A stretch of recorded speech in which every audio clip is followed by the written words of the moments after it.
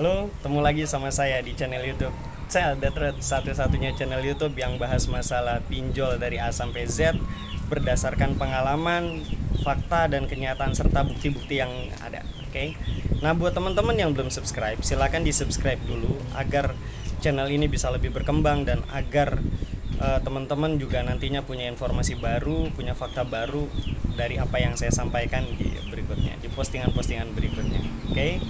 Kali ini langsung aja ya. Kita bahas masalah salah satu pinjol ilegal ya kan yang sudah diblokir oleh Kominfo. Namanya, ayo ada yang tahu? Salah, bukan. Kredit waktu. Oke. Penasaran kan? Kita lanjut aja ya. Siap. Saya sudah 18 tahun di bidang penagihan seperti ini ya. Oh. Jangan macam-macam di sini. Sombong amat. Aku mau bayarkan di tahun berapa tidak ini? Tidak. Saya bayar offline. Saya kirimkan ulang data Anda 5 kali dalam sehari ya. Membayarkan. Sampai kau bayarkan akan saya kirimkan satu hari 5 kali data kau ke seluruh kota. Kirimkan kemana? Mak kau bapak kau pencuri bang.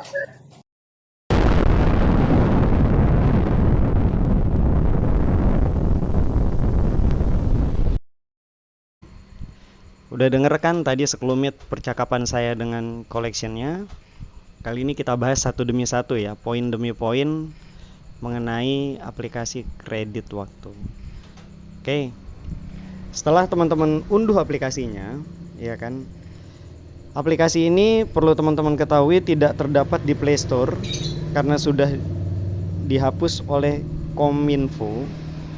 Dan aplikasi ini juga menjadi salah satu aplikasi yang tergabung dalam Dana Now. Kemudian gini, setelah teman-teman unduh, ya kan, di sini ada terdapat perjanjian, ya, yang harus kita setujui, yang harus kita sepakati agar kita semua dapat melakukan pengajuan pinjaman di aplikasi ini. Oke. Di sini ada satu kalimat yang menurut saya agak mengganjal dan perlu dipertanyakan. Kami memiliki kebijakan privasi yang sesuai dengan undang-undang yang berlaku. Ya. Tuh, perhatikan. Sesuai undang-undang yang berlaku.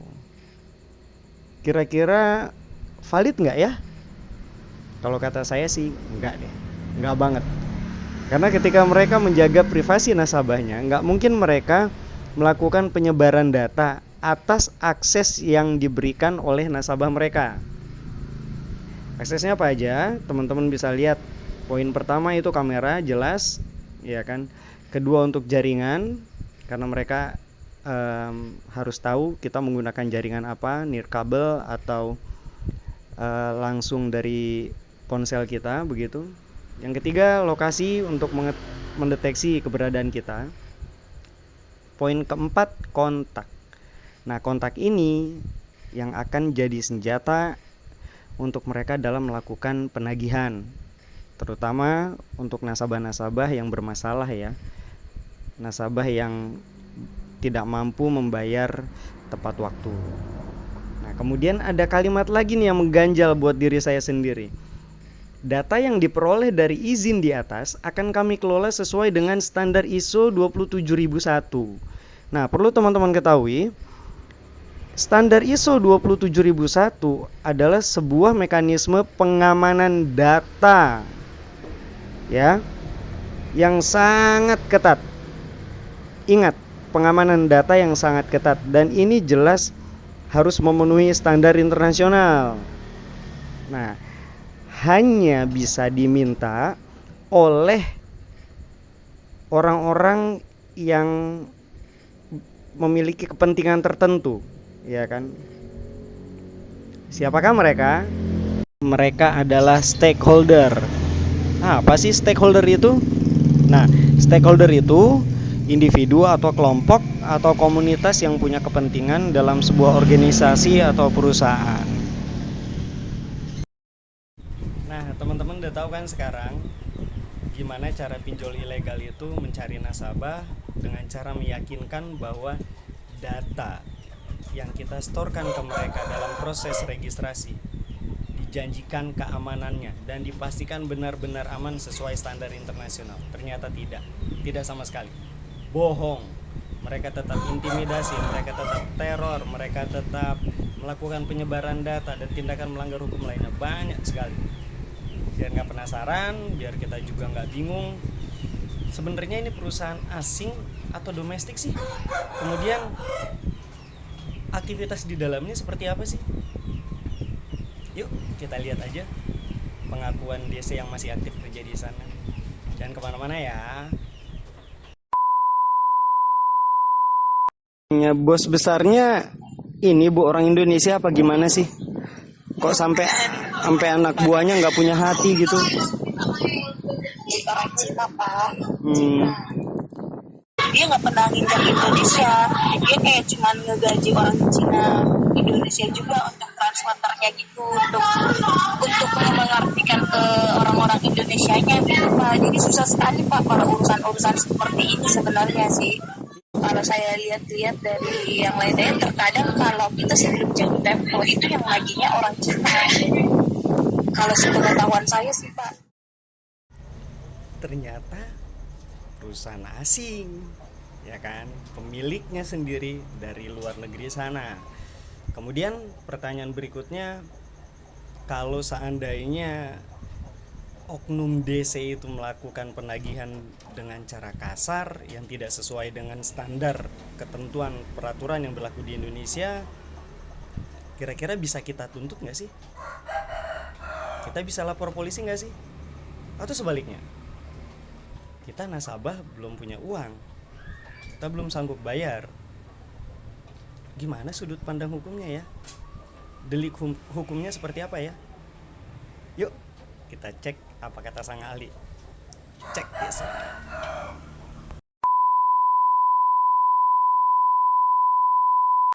Kepada Pak Asep ini ya. Bagaimana? Ini aspek pidana perdatanya gimana dari segi penagihan? Ini dasarnya kan utang piutang. Ya. Utang piutang itu masuk perjanjian. Ya. Perjanjian kita pernah belajar. Ya. Harus tunduk kepada 1320, 1338. Jadi masuk perdata. Perdata dulu. Perdatanya utang piutang. Ya. Tapi di perdata orang boleh konsesi utang piutang. Benar. Cuman dibatasin satu. Bunga tidak boleh lebih dari bunga moratorium. Benar. Kan? Di bawah 4%. Kalau lebih dari itu kena undang-undang pengriba. Ya. Kalau ke pengadilan bisa dibatalkan utang piutang itu. Karena hakim bisa menjatuhkan dengan undue Tuh, influence. pakai pengacara, tapi honor pengacara Makanya lebih datang ke mahal. hotroom kan, nah kita asal patuin. Iya. Jadi semua kalau ada perjanjian utang piutang dengan siapapun, bunga tidak boleh di atas bunga undang-undang moratorium. Jadi kalian lawan gitu maksudnya. Lawan. Oke, terus Kalau kita gugat di pengadilan, pasti oleh hakim akan dibatalkan. Kalau bunga lebih dari bunga undang-undang, itu hak hakim masuk ke perjanjian. jadi secara perdata tidak hanya boleh keseimbangan, ya.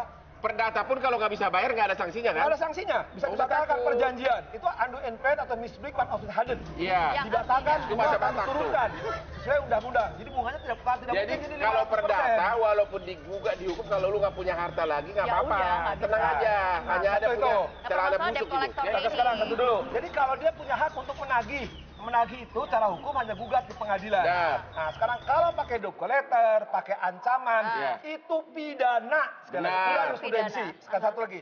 Kalau tadi ketika ancaman ada pornografi, kena undang-undang ITE. Ya. Ada ancaman, undang-undang ITE. Ya. Kena KUHP. Pornografi, kena pornografi. Jadi Anda laporkan. Bahkan itu dilaporkan juga, ini tindak pidana biasa. Penegak hukum harus mengambil orang-orang yang ancam itu. Nah, sekarang tambah lagi kan wawasannya. Terus kalau kita diteror, kita diancam, kita ditagih, gimana sih cara ngadepinnya? Ya, tenangin pikiran, tenangin diri sendiri, hadapi dengan santai. Ingat selalu, otot kalah sama otak. Oke, check this one out. Ya, saya dengan Napi, Pak. Pak Napi. Edi. Iya, Pak. Pak Edi, bagaimana, Pak? Oh, Pak Edi dari Kredit Waktu ya? Iya, benar sekali, Pak. Iya. Bagaimana, Pak? Bisa dibayarkan hari ini di pukul berapa? Sebentar Pak, sebentar. Iya, ya. Ini ya Pak Edi, beberapa hari lalu Saya juga dihubungin sama orang kredit waktu, entah siapa namanya saya lupa, tapi saya masih ada bukti chattingannya sih, gitu kan. Saya sampein, ini kan kredit waktu kan memang aplikasi lama begitu ya, dan saya masih punya tunggakan di sana begitu. Saya saya dulu itu pernah dicemooh, dicaci maki, kemudian disebarin datanya, difitnah segala macam. Oh begitu Pak ya. Nah, ini begini Pak. Tar dulu, sebentar saya belum selesai ngomong. Ya. Nah kemudian pada saat saya ditagih beberapa hari lalu, saya sudah sampaikan kalau saya mau bayar di rumah. Nggak apa-apa, begitu kan. Jadi saya tunggu ada orang yang nagih ke sini. Saya mau bayar semuanya, selesain semuanya. Tapi saya juga minta pertanggungjawaban atas apa yang saya terima. Oh begini Pak ya. Monggo Pak Edi, monggo. Ya, sekarang begini Pak ya. Ini Bapak sudah bicara kepada saya seperti itu. Argumennya sudah selesai Pak ya. Ya. Saya mau tanya kepada Bapak Ian. Boleh. Cairan dana, ya aplikasi kami atau orang kami suruh Anda datang ke kantor kami untuk mengambil dana tersebut apa? Ya. Tidak, betul Pak. Tidak. Tidak ya. Tidak betul. Itu poin yang pertama seperti itu Pak ya. Poin yang pertama seperti itu. Kenapa Bapak menginginkan kami untuk datang ke rumah Bapak dengan argumen Bapak karena Bapak sudah sakit hati terhadap segala macam intimidasi intinya dari tim kami ya. Seperti itu Pak ya. Betul Pak. Ya benar sekali ya. Betul. Begini Pak, waktu Anda mengambil pengajuan ke aplikasi kami, Anda kan sudah tahu kan ini aplikasi apa. Anda ambil di aplikasi apa? Anda kan sudah paham ya Pak di sini ya. Betul. Dan konsekuensi yang akan Anda terima Anda sudah mengerti Pak ya. Ditagih dan kena denda sebatas itu saya paham. Iya. Kalau yang namanya aplikasi kredit waktu ya Pak ya, kan tidak ada di App Store di situ ya. Saya waktu itu melakukan pinjaman, maaf saya potong sebentar Pak. Saya melakukan pinjaman di Dana Now, kemudian di dalamnya ada kredit waktu. Dana Now itu ada di Play Store. Waktu saya ngajuin. Ya, monggo dilanjut. Berarti kan Anda sudah tahu orang kalau sudah melakukan pinjaman dan sudah kewajibannya untuk melakukan pembayaran Pak ya. Betul. Pembayaran. Pencairan dan pembayaran melalui via online ya Pak ya. Ya, dalam bentuk transfer. Iya, begini Pak. Iya, bentuk transfer benar sekali. Ini begini saja Pak ya. Kami akan tindak lanjuti agen kami yang melakukan intimidasi tersebut. Bapak kirimkan bukti chat. Oh, saya bukan cuma bukti chat Pak Edi. Begini Pak, begini, dengarkan begini monggo. Pak ya. Begini Monggo. Pak. Silakan. Begini, jangan mendahului saya bicara. Baik Pak, maaf. Bapak Lanjut. Bapak kirimkan di chat tersebut. Nah, namun Bapak bayarkan, Bapak kirimkan dibayar. Hari ini Bapak ada nominal berapa untuk lakukan pembayaran? Secara tunai hutang pokok ada kok Pak. Ya. Sekarang Bapak ada anggaran berapa untuk melakukan pembayaran? Hutang pokok saya kalau boleh saya tahu berapa Pak Edi? Di data. Baik. Baik, saya cekkan dulu Pak ya, jangan dimatikan ya. Monggo. Pak, tolong cekkan di kredit.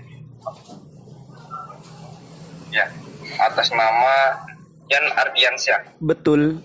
Ya. Ya. Sabar Pak ya, jangan dimatikan terlebih dahulu ya. Enggak, lanjut Pak. Ya. Sabar Pak.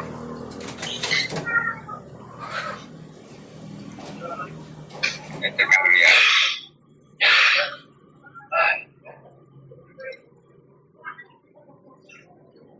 Sabar. Iya, lanjut Pak.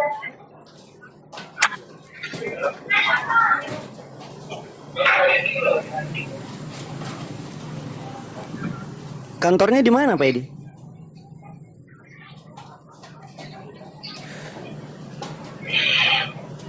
Sabar Pak ya, kami lihatkan tagihan Anda ya. Monggo.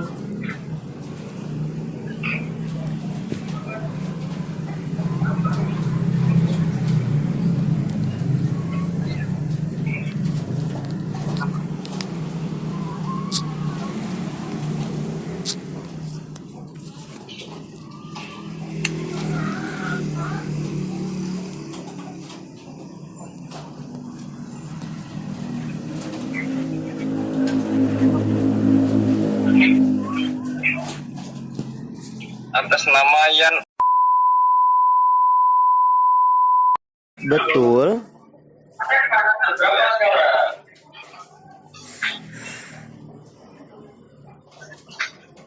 Pokoknya 2.040.000 Pak di sini. 2.040.000. Iya, mau dibayarkan berapa? Atau langsung pelunasan di sini? 2.040.000.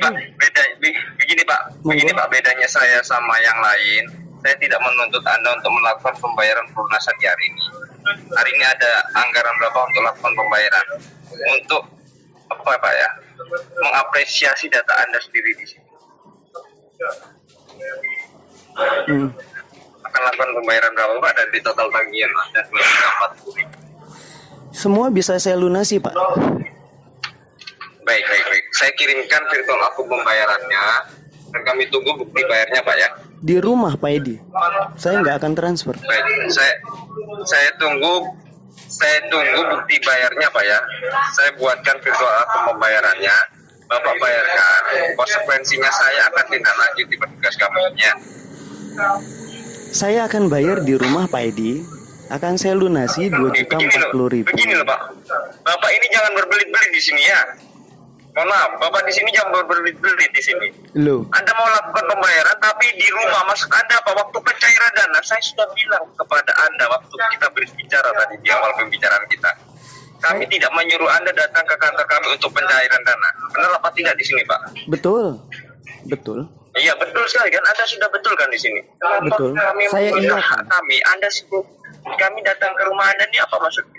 Kalau memang kami melakukan hal tersebut itu sebagai apa? Sebagai jembatan kepentingan Anda di sini mau bayar apa tidak, intinya seperti itu. Mau bayar di rumah. Dari tadi Kalau sudah saya Anda bilang. bilang Anda sakit hati karena kelakuan kami, intimidasi tim kami, itu wajar. Karena itu jembatan kooperatif Anda pada perusahaan kami, Bos. Bapak paham arti Ya mohon maaf kooperatif? saya teriak-teriak seperti ini ya. Soalnya Anda di sini berbelit gitu loh. Jadi manusia itu Anda mau bayar apa tidak di sini? Mau bayar di rumah. Bapak udah 18 tahun bilang, ya kan? Datang aja ke rumah saya sini, Pak Edi. Buat apa?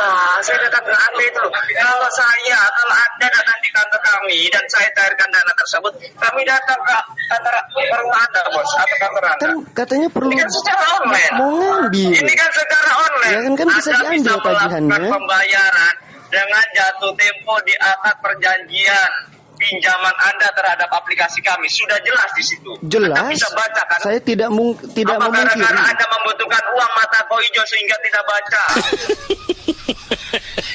Jangan goblok Anda ini. Anda ini orang tolong dibilangin ngelawan Anda ini ya. Jangan sosokan Anda ini. Ngomongnya Orang di depan hukum saya, tai Pak lo ini. Edi. Di depan rumah sini. Jangan bilang-bilang hukum sama saya, Bos ya. Loh, kok jadi marah-marah sih? Begini saja, Anda mau bayar apa enggak di sini? Mau bayar di rumah. Ambil Mau uang bayar ke di rumah, aku mau bayarkan di tahun berapa tidak ini? Tidak. Saya bayar offline. Saya tunai di rumah. kirimkan ulang data Anda 5 kali dalam sehari ya, mau bayarkan. Sampai kau bayarkan akan saya kirimkan satu hari 5 kali data kau ke seluruh kota. Kirimkan Pahami? kemana? Mak kau, bapak kau pencuri, paham? Nah, itu dia part satunya udah selesai. Oke, nanti disambung lagi di part 2. Mereka makin nunjukin kekosongan akal mereka, kekosongan wawasan mereka. Gimana ceritanya? Nanti saya kasih sedikit bocorannya. Oke? See you in the next chapter. Bye. Datang ke rumahnya si orang tersebut, ada orang tua beliau. Orang tua beliau mengabari ke kami kalau dia ada di daerah tersebut. Kami datangi, sudah kami tangkap. Acting Bapak kurang bagus.